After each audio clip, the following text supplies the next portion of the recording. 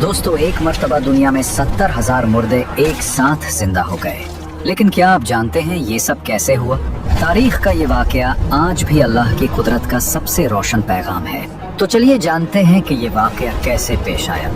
इसका वाकया ये है कि बनी इसराइल की एक जमात जो हजरत हिस्कील अलैहिस्सलाम के शहर में रहती थी, शहर में ताउन की वबा फैल जाने से उन लोगों पर मौत का खौफ सवार हो गया और ये लोग मौत के डर से सब के सब शहर छोड़कर एक जंगल में भाग गए और वहीं रहने लगे। तो अल्लाह ताला को उन लोगों की ये हरकत बहुत ज्यादा नापसंद हुई। चुनांचे अल्लाह ताला ने एक अजाब के फरिश्ता को उस जंगल में भेज दिया, जिसने एक पहाड़ की आड़ में छुपकर और चीख मारकर बुलंद आवाज से ये कह दिया कि मूतवा, यानी तुम सब मर जाओ। और इस महेब और भयानक आवाज को सुनकर बगैर किसी बीमारी के बिल्कुल अचानक ये सब के सब मर गए, जिनकी तादाद 70,000 थी।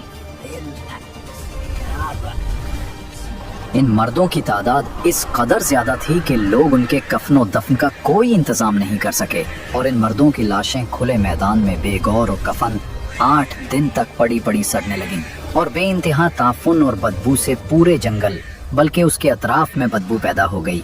कुछ लोगों ने उनकी लाशों पर रहम खाकर चारों तरफ से दीवार उठा दी ताकि ये लाशें दरिंदों से महफूज रहें। कुछ दिनों के बाद हजरत हिस्कील अलैहिस्सलाम का उस जंगल में उन लाशों के पास गुजर हुआ तो अपनी कौम के 70,000 इंसानों की उस मौत नगहानी और बेगौरो कफन लाशों की फरावानी देखकर रंजो गम से उनका दिल भर गया। आप दीदा हो गए और बारी ताला के दरबार में दुख भरे दिल से गिड़ गिड़ाकर दुआ मांगने लगे। या अल्लाह, ये मेरी कौम के अफराद थे जो अपनी नादानी से ये गलती कर बैठे कि मौत के डर से शहर छोड़कर जंगल में आ गए। ये सब मेरे शहर के बाशिंदे हैं। इन लोगों से मुझे प्यार था और ये लोग मेरे दुख से के शरीक थे।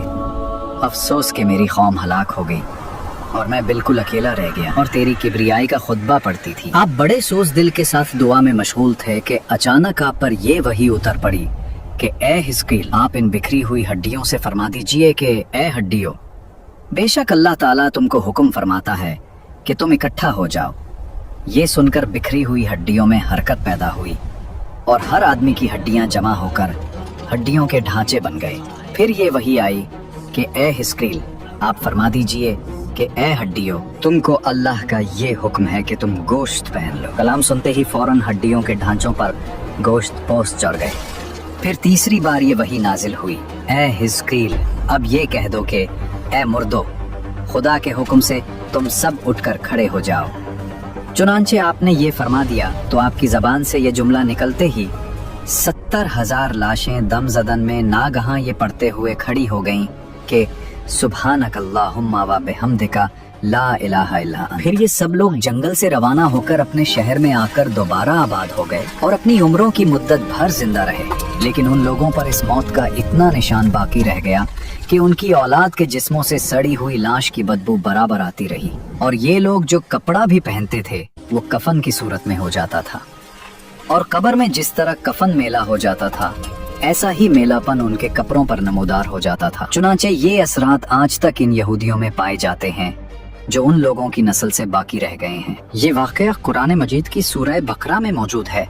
प्यारे दोस्तों, आदमी मौत के डर से भागकर अपनी जान नहीं बचा सकता, लिहाजा मौत से भागना बिल्कुल ही बेकार है। अल्लाह ताला ने जो मौत मुकद्दर फरमा दी है वो अपने वक्त पर जरूर आएगी। ना 1 सेकंड अपने वक्त से पहले आ सकती है, ना 1 सेकंड बाद आएगी।